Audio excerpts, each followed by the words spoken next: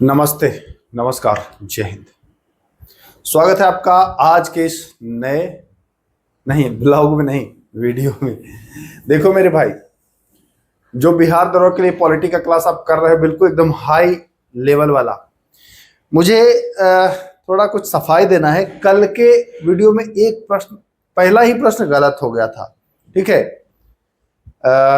जिसके प्रतिरोध में आप लोगों के तगड़े तगड़े कमेंट मुझे झेलने पड़े। बहुत तगड़े तगड़े कमेंट आए हैं आप लोगों के, ऐसा ऐसा कमेंट आया है कि क्या ही बताऊं। हालांकि देखिए, गलत तो है ही प्रश्न, तो उस प्रश्न को मैं क्या किया हूं कि उस पार्ट को मैं डिलीट कर दिया हूं। तो अब आप अगर आगे से उसको देखोगे तो वो गलत जो हुआ है वो पार्ट आपको नहीं मिलने वाला है। कुछ लोगों ने तो कमेंट के माध्यम से समझ लो कि भाई साहब धमकी ही दे डाली। कुछ लोग तो ये भी कह रहे थे कि अरे क्या टीचर बनेगा रे तू, जब तू पहला ही प्रश्न गलत करा रहा है। कुछ लोगों ने कुछ कमेंट किया। चलिए कोई बात नहीं, कमेंट बॉक्स तो ओपन रहता ही है, कमेंट तो बंद करता नहीं हूं मैं, करो कमेंट, कोई दिक्कत नहीं है। गलत भी है उसमें, ये मैं बता दिया था। हालांकि पता नहीं गलती कैसे हुई मुझसे, गलती करना नहीं चाह रहा था। उसमें सिस्टम ये था ना कि मैंने बताया था कि राज्य जो है वो संविधान संशोधन कर सकते हैं, ऐसे वाले को शायद मैं बोल रहा था कि नहीं कर सकते, लेकिन टिक मैं वहां गलत लगा दिया। और जो तीसरा विकल्प था वो गलत विकल्प था, उसको मैंने सही बता दिया था। तो यहाँ पर वो तीसरा विकल्प गलत था पहला, और दूसरा विकल्प सही था, ठीक है।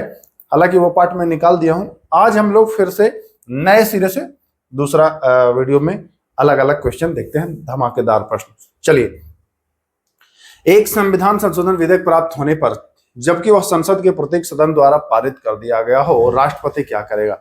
देखिए, संविधान संशोधन विधेयक पर सीधा ये बता दिया गया है कि अगर संविधान संशोधन विधेयक है तो राष्ट्रपति को सहमति देना अनिवार्य है, इफ बट नहीं चलेगा। उसी के हिसाब से हम देखेंगे कि राष्ट्रपति क्या करेंगे, स्वीकृति दे देंगे, बिल्कुल देंगे ही देंगे, कोई इफ बट नहीं होगा। ये दे सकते हैं नहीं, सकते हैं नहीं, देंगे ही देंगे, रोकेंगे भी नहीं, पुनर्विचार तो कभी सोचेंगे भी नहीं। तो ये संविधान संशोधन विधेयक, एक मिनट में पानी पी लूं, नहीं आप लोग पानी भी नहीं पीने देते हैं भाई।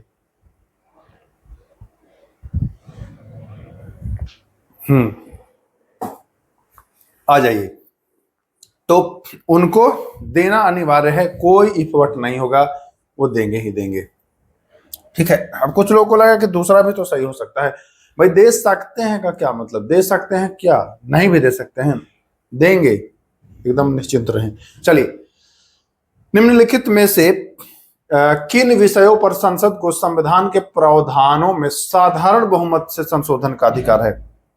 देखिए, साधारण बहुमत से संशोधन का अधिकार कह रहा है कि किन प्रावधानों में है।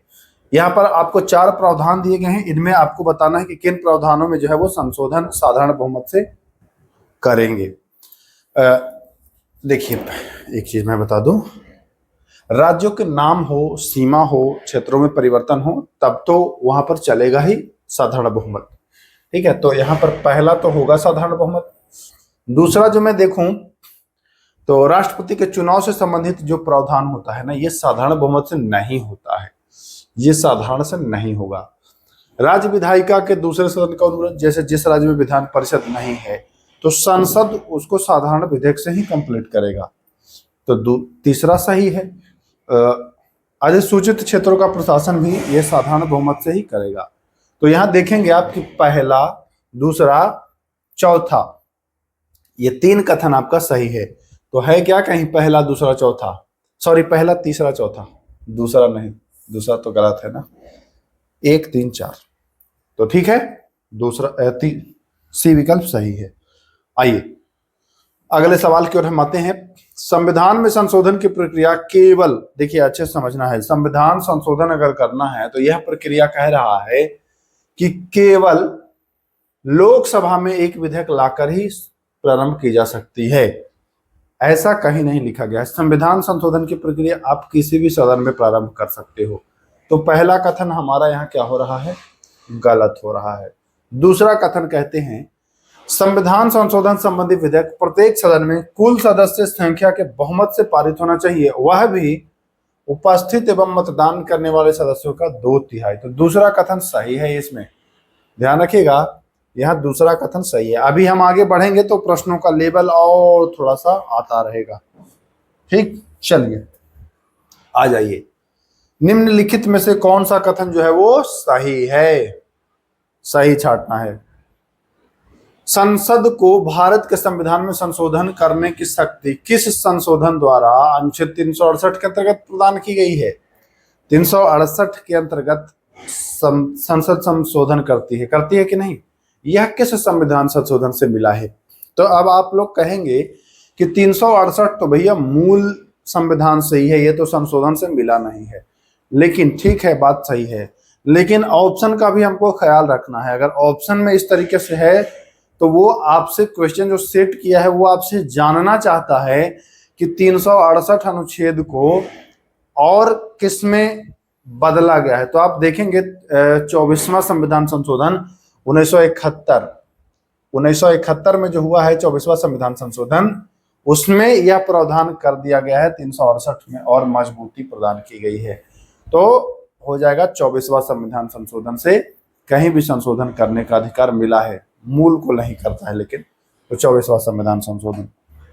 आइए, किस मुकदमे में सुप्रीम कोर्ट ने पहली बार यह निर्णय दिया कि संसद द्वारा संविधान के मूल ढांचे में परिवर्तन नहीं किया जाएगा? देखिए 1971 में तो संशोधन का अधिकार मिलेगा, लेकिन 1973 में ये केशवानंद भारती मुकदमा था ना, इसमें सुप्रीम कोर्ट ने कहा कि ठीक है संशोधन तो कर ही रहे हो, करो, अच्छी बात है, लेकिन मूल को मत छेड़ना, बता दे रहा हूं, मूल जो संविधान है उसको छेड़ना मत। तो ये केशवानंद भारती वाला मामला में 1973 में किया गया था। तो ध्यान रखिएगा, सी सही हो जाएगा। आइए अगले सवाल पर हम लोग आगे बढ़ रहे हैं। सही कथन छाटिएगा। आइए, संविधान यह सही कथन छाटना है। संविधान यह स्पष्ट रूप से निर्धारित करता है कि इसका मूल ढांचा क्या है। देखिए मेरे भाई, संविधान में कहीं ये निर्धारित नहीं है मूल ढांचा के बारे में, कुछ बताया ही नहीं गया कि मूल ढांचा क्या है, कोई परिभाषा नहीं। तो पहला कथन गलत है, ठीक है। दूसरा कथन देखते हैं। सुप्रीम कोर्ट में संविधान के मूल ढांचे को विस्तृत परिभाषित किया है। सुप्रीम कोर्ट समय समय पर परिभाषित करता है, कहीं भी विस्तृत परिभाषित नहीं किया है। जब जरूरत पड़ता है तब उसका न्यायिक पुनर्विलोकन किया जाता है, देखा जाता है कि भाई ये मूल को टच कर रहा है कि नहीं, कहीं भी विस्तृत नहीं किया गया है। दूसरा भी गलत। भारत के विधि आयोग ने भारत के महाधिवक्ता की सहायता से इसको परिभाषित किया है मूल ढांचे को, नहीं। जब सुप्रीम कोर्ट नहीं की है तो विधि आयोग कैसे की है? तीनों गलत है। चौथा सही होगा, ना तो सुप्रीम कोर्ट और ना ही संसद ने संविधान के मूल ढांचे को परिभाषित किया है। सही कह रहा है, दोनों में से किसी ने नहीं संविधान के मूल ढांचे को परिभाषित किया है। तो पॉइंट को नोट करके रखिएगा, छठा का ठीक। चलिए 7वां सवाल आ जाइए। निम्नलिखित में से किस संविधान संशोधन ने यह प्रावधान किया कि अनुच्छेद 13 की कोई व्यवस्था अनुच्छेद 368 के अंतर्गत हुए किसी भी संशोधन पर लागू नहीं होगी? देखिए अनुच्छेद 13 हमें कह रहा है, विधि शब्द को परिभाषित किया गया है और ऐसा बताया गया है कि अगर विधि शब्द पर कोई आंच आता है, उसको छेड़ा जाता है, तो सुप्रीम कोर्ट उसको इनवैलिड करेगी। तो यही बात कह रहा है कि अनुच्छेद 13 की कोई भी व्यवस्था 368 के अंतर्गत संशोधन हुआ तो लागू नहीं होगा। ये भी 24वां संविधान संशोधन 1971 का ही प्रावधान है। तो ये अच्छा सवाल है, ध्यान रखिएगा। चलिए, अब आपको लग रहा होगा कि सारा प्रश्न संशोधन से ही है, तो नहीं मेरे भाई, आगे अभी मिलेगा और भी धैर्य बनाए रखें। और आप लोग जरा कमेंट कर दें किसका कहाँ सेंटर गया है, ठीक है, किसका सेंटर कहाँ गया है। फिर उसके बाद मैं भी आपको बताऊंगा कि मेरा सेंटर कहाँ गया है और कौन कौन मिलने वाले हैं मुझसे परीक्षा। जैसे प्रारंभिक परीक्षा में मिले थे बहुत लोग, मुख्य परीक्षा में कौन कौन मिलने वाले हैं ये भी जानकारी दूंगा, नेक्स्ट वीडियो में दूंगा। लेकिन आइए, अनुच्छेद 368 के अंतर्गत संसद को मौलिक अधिकारों को वापस लेने का कोई अधिकार नहीं है, क्योंकि ये देखिए मौलिक अधिकार वापस नहीं लिया जा सकता है क्योंकि ये मूल है, मूल संविधान से ये हमको मिला है। संसद कोई भी कानून बना के मूल अधिकार को समाप्त नहीं कर सकती है, यही कह रहा है। तो यह क्यों? क्योंकि यह संविधान के मूल ढांचे का अंग है। ये मत लगा देना कि ये मौलिक अधिकार है या लोकतंत्र अधिकार है, ऐसे नहीं होना है। लगाना है कि ये मूल ढांचा है और मूल ढांचा को आप नहीं तोड़ सकते हो। चलिए आ जाइए। निम्नलिखित में से किस मुकदमे के कारण संसद को 24वां संशोधन जो है वो लाना पड़ा? 24वां संशोधन किस मुकदमे के चलते लाना पड़ा? 24वां संशोधन, तो ये जो मुकदमा था गोलकनाथ मुकदमा, इसी की वजह से जो संसद है उसको एक नया संशोधन करना पड़ा और वो है 24वां संविधान संशोधन 1971। ध्यान रखिएगा। चलिए आइए तो आगे। उपराष्ट्रपति का चुनाव, देखिए उपराष्ट्रपति का चुनाव के निर्वाचक मंडल में शामिल होता है। कौन पूछ रहा है? तो उपराष्ट्रपति है। उपराष्ट्रपति में सब मतलब संसद के सभी सदस्य। तो हमको देखना है संसद के दोनों सदनों के सदस्य, बिल्कुल सही है, दोनों सदनों के सदस्य वो सभी में आ जाएंगे। दोनों सदनों, विधानसभा वाले नहीं, विधानसभा वाले नहीं, निर्वाचित वाले नहीं, सभी जितने हैं। सभी का मतलब कुछ मनोनीत भी होते हैं, कुछ निर्वाचित भी होते हैं। 12 मनोनीत होते हैं और बाकी निर्वाचित। तो मनोनीत निर्वाचित दोनों इसमें शामिल। वहीं अगर राष्ट्रपति की बात करें तो राष्ट्रपति वाले में देखिए विधानसभा वाले भी आ जाते हैं, लोकसभा वाले भी आ जाते हैं, राज्यसभा वाले भी आ जाते हैं और निर्वाचित सदस्य होते हैं। तो विल्लो रानी आपको याद रख लेना है, ये ट्रिक भी हो गया आपका। ठीक है, राष्ट्रपति वाले में। उपराष्ट्रपति में सभी हो जाएगा, दोनों सदनों के। आइए, भारत के उपराष्ट्रपति के संबंध में निम्न में से कौन सा कथन सही है? सही कथन छांटना है रे मेरे भैया। भारत के उपराष्ट्रपति का कार्यकाल 5 वर्ष होता है। बिल्कुल, कार्यकाल 5 वर्ष ही है। भारत का उपराष्ट्रपति दोबारा चुना जा सकता है। बिल्कुल चुना जा सकता है। अच्छा देखिए, यहां कौन सा कथन सत्य है? तो यहां असत्य आपको करना होगा, क्योंकि सत्य तो बहुत सा कथन मिल जाएगा, असत्य ढूंढना पड़ेगा ना। सत्य तो ये भी है, सत्य तो ये भी है। भारत का उपराष्ट्रपति जो है वो राष्ट्रपति के रूप में अधिकतम 9 माह तक कार्य कर सकता है ना। ये 9 काट के 6 करिए, 6 माह तक। तो गलत कथन हमको मिल गया। उपराष्ट्रपति के चुनाव संबंधी विवाद सुप्रीम कोर्ट सुलझाता है। बिल्कुल। तो हमारा गलत कथन जो है वो कौन सा है भाई? तो हमारा जो गलत कथन है वो कथन सी है। तो ध्यान रखेंगे, सी विकल्प सही है। आइए, एक क्वेश्चन क्या कल गलत कर दिया था मैं? सांस लेना दुर्लभ कर दिया था भैया आप लोगों ने। ऐसे कोई लताड़ता है यार अपने टीचर को।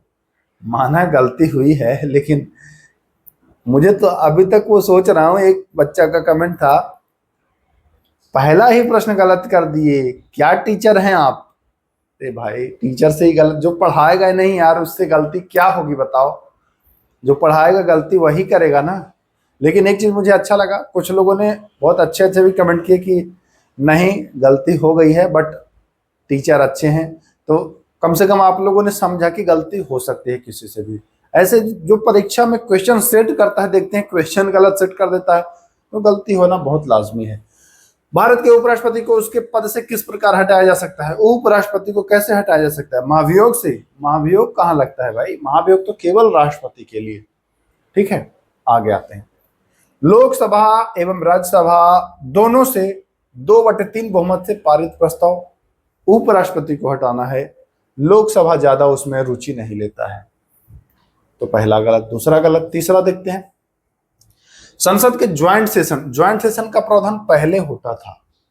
उपराष्ट्रपति को हटाने में ज्वाइंट सेशन का उपयोग पहले होता था, नहीं इसके चुनाव में होता था, लेकिन यहां तो होगा ही नहीं, ये भी गलत है। राज्यसभा के प्रभावी बहुमत से होता है और लोकसभा उसमें सहमत होना चाहिए। तो डी विकल्प सही, और ये प्रश्न आया भी है। चलिए, सुप्रीम कोर्ट में न्यायाधीशों की नियुक्ति के समय न्यायाधीशों को नियुक्त करने वाली जो चयन समिति होता है, जिसमें मुख्य न्यायाधीश के अतिरिक्त सर्वोच्च न्यायालय के 4 अन्य वरिष्ठ न्यायाधीश होते हैं।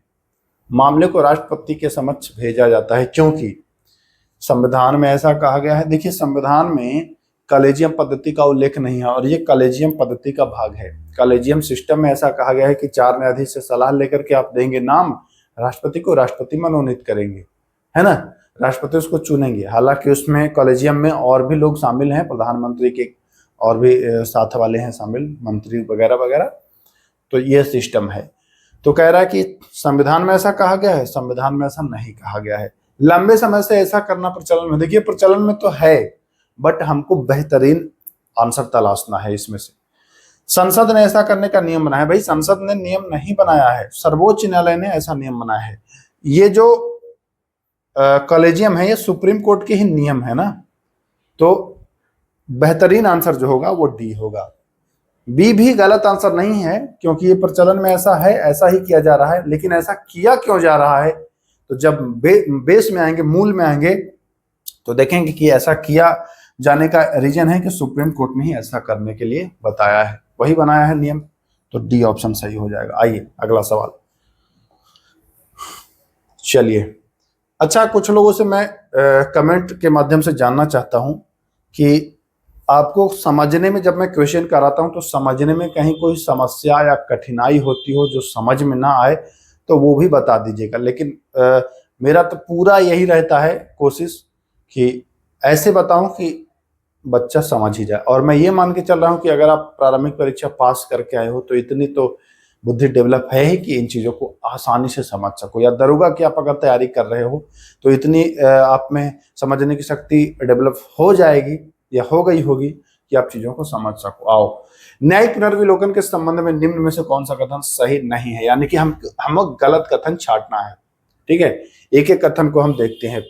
पहला कथन कह रहा है, कानून की वैधता से संबंधित किसी मुद्दे को सर्वोच्च न्यायालय के समक्ष लाना अनिवार्य है। बिल्कुल लाना अनिवार्य है, पहला कथन सही है, हमें गलत कथन छांटना है। दूसरा, किसी कानून को अवैध घोषित करने के लिए सभी न्यायाधीशों की सहमति, सभी न्यायाधीश की सहमति की आवश्यकता नहीं है। सभी जितने हैं उनकी सहमति थोड़ी है, बहुमत होना चाहिए बस इनका, सभी का नहीं होना चाहिए। तो यही तो गलत कथन है और हमारा ये सही हो जाएगा।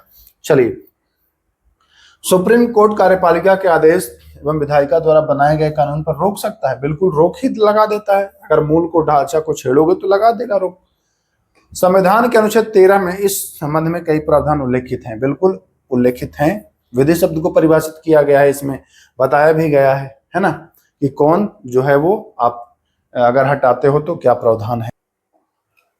चलिए, एक सवाल लगता है मिस हुआ है ना, कोई बात नहीं, देख लेते हैं। निम्न में से कौन प्रत्यक्ष तौर पर सर्वोच्च न्यायालय के अपीलीय क्षेत्राधिकार से जुड़ा हुआ है। सुप्रीम कोर्ट के अपीलीय क्षेत्राधिकार, अपीलीय वाला में है तो वो हो जाएगा दीवानी, फौजदारी एवं संवैधानिक मामला से संबंधित आप अपील कर सकते हैं। छोटे न्यायालय से बड़े न्यायालय में जा सकते हैं इन मामलों में। ठीक है, ये जी प्रश्न था ये। सर्वोच्च न्यायालय के न्यायाधीशों की संख्या में वृद्धि संसद कर सकती है ना, संसद के अधिनियम बना करके ये किया जाता है। तो बी सही है। आइए, ये भी सवाल सही है। वह समय सीमा क्या है जिसके भीतर किसी विधेयक को राज्यपाल राज्य विधायिका को पुनर्विचार, जैसे राज्यपाल के पास कोई विधेयक आया तो राज्यपाल के पास कितना समय होता है कि भैया आप फिर इसको पुनर्विचार करिए। 14 दिन, 1 माह, 3 माह, या कोई समय सीमा निर्धारित नहीं है। तो कुछ लोगों को तो लग रहा होगा कि 1 माह, कुछ को 14 दिन भी लग रहा होगा, कुछ को तो डी भी लग रहा होगा कि कोई समय सीमा नहीं है।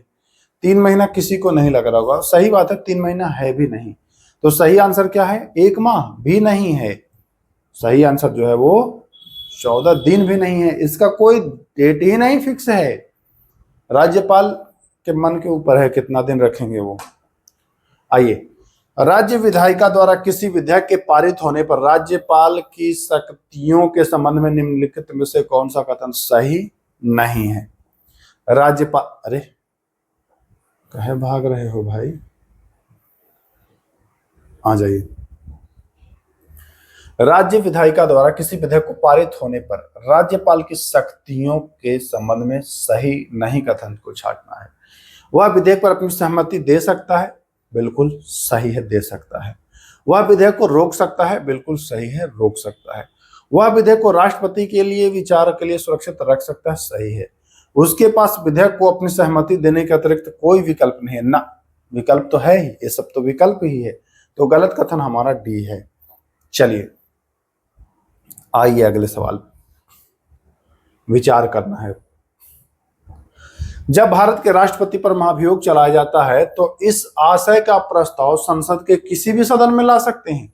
भाई महाभियोग लाना है राष्ट्रपति पर तो किसी भी सदन में ला सकते हैं, लेकिन यही अगर उपराष्ट्रपति पर रहता तो उपराष्ट्रपति पर महाभियोग नहीं कहेंगे, उसको हटाने का प्रक्रिया वो केवल शुरुआत राज्यसभा में करेंगे, बाकी राष्ट्रपति के लिए कहीं भी कर लीजिए।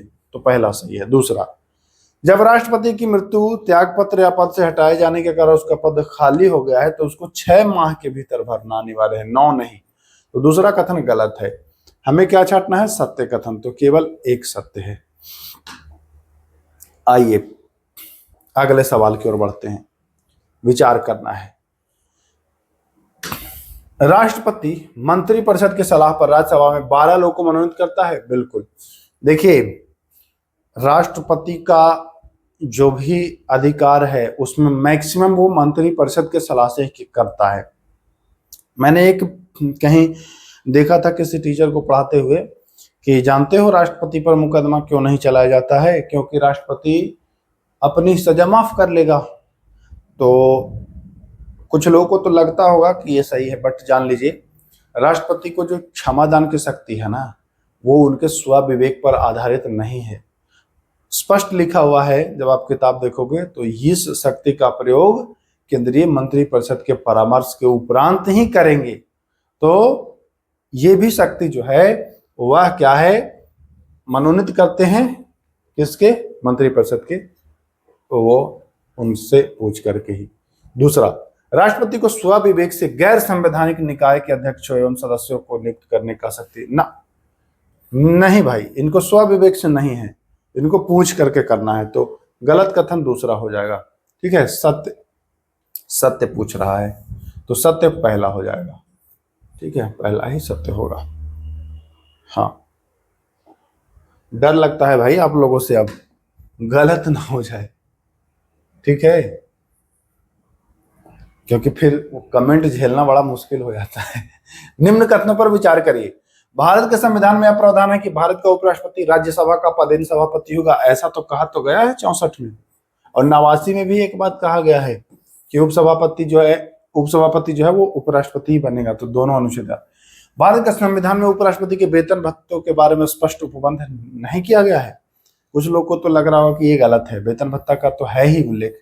देखो मेरे भाई, कहीं भी उपराष्ट्रपति के वेतन भत्तों का जिक्र नहीं किया गया है। ऐसा कहा गया है कि उपराष्ट्रपति को सभापति के रूप में वेतन प्राप्त होगा। तो यह स्पष्ट तो वर्णन नहीं किया गया है। तो कथन दूसरा, देखिए, जानते हैं ये जो क्वेश्चन है ना, मतलब डीप में गया है। नहीं तो कुछ लोग तो सीधा लगाएंगे कि ये प्रावधान तो है ही, आप वेतन भत्तों का तो उल्लेख है ही, भाई वेतन तो मिलता ही है, तो ऐसे लगा देंगे कि दूसरा कथन गलत है, जबकि दूसरा कथन सही है। कहीं भी उपराष्ट्रपति के वेतन का स्पष्ट उल्लेख नहीं है। ऐसा कहा गया है कि इनको जो वेतन मिलेगा उपराष्ट्रपति को, वो राज्यसभा के सभापति वाला मिलेगा, न कि उपराष्ट्रपति वाला। तो दूसरा कथन भी सही है और पहला कथन यहाँ पर भी सही है। तो हम कहेंगे कि दोनों कथन जो है वो सही है, यानी कि सी एवं दोनों, सी 1 एवं 2। ठीक है, चलिए अगला सवाल। निम्न कथनों पर विचार करना है। भारत का उपराष्ट्रपति राज्य सभा सदस्यों की बहुमत से पारित ऐसे प्रस्ताव से हटाया जा सकता है जिसे लोकसभा की सहमति प्राप्त हो।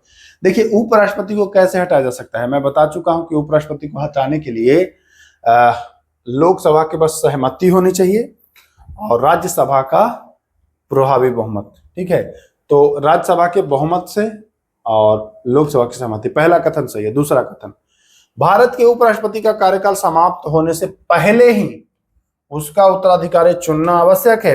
जी हाँ, एक उपराष्ट्रपति हटे उससे पहले ही आपको क्या कर लेना है कि दूसरा उपराष्ट्रपति जो है वो चुन लेना है। ठीक है, एक राष्ट्रपति हटे उससे पहले ही आप दूसरा राष्ट्रपति जो है वो क्या करिए, तो दूसरा राष्ट्रपति जो है वो चुन लीजिए, नहीं तो मामला हो जाएगा गड़बड़। तो कथन दूसरा भी सही है। तीसरा कथन, भारत का उपराष्ट्रपति तब तक अपने पद पर बना रहेगा जब तक उसका उत्तराधिकारी कार्यभार न ग्रहण कर ले। कहेंगे तीनों सही है, तो यहां देखेंगे आपकी कथन 1, 2 और तीनों सही है। अब बताइए, प्रश्न तो आज 22 ही कर पाए आप लोग, 3 प्रश्न इसमें से भी कट गया ना।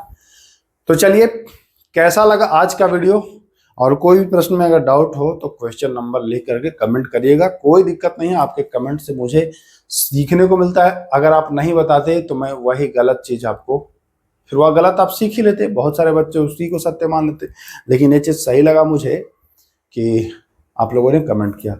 चलिए फिर मिलते हैं किसी नेक्स्ट वीडियो में, तब तक के लिए नमस्कार, जय हिंद।